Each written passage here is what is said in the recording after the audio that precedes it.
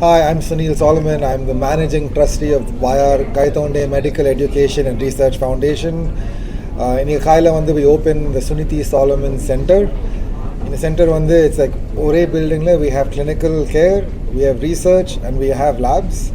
The purpose of this building is to really build capacity within India to do clinical trials, clinical research, develop antibodies, and really get India ready for the next pandemic and get India ready to solve the existing pandemics, HIV, TB, find out what is the problem, what is causing it, and give the young researchers and the scientists the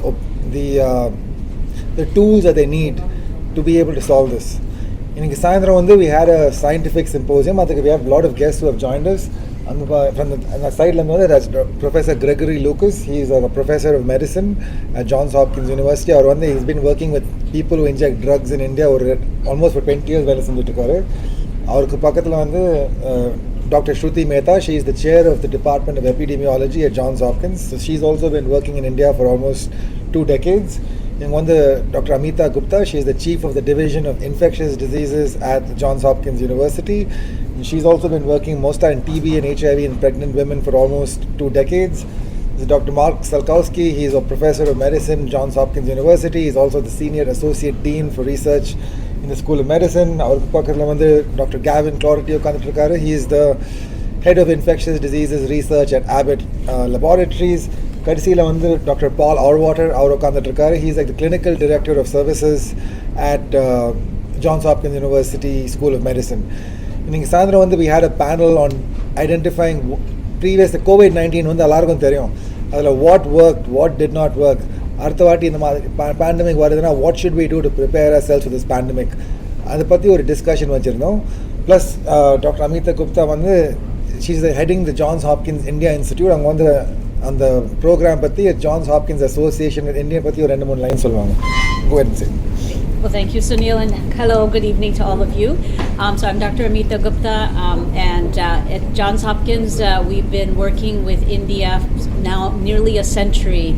And as we've learned from the COVID pandemic, treating global challenges requires global collaboration, and it's something that we're very proud of, that working with many of the all over India to sort of work and address big global challenges such as infectious diseases, maternal child health, artificial intelligence, looking at health system strengthening. These are just some of the areas that require global solutions. And so by coming together with the best of some of the Indian institutions and the Johns Hopkins University, we've established the India Institute to create a superhighway of collaboration and engagement. And we look forward to sort of being able to take on big challenges together. Well, there are many lessons learned from COVID-19 and how we move forward.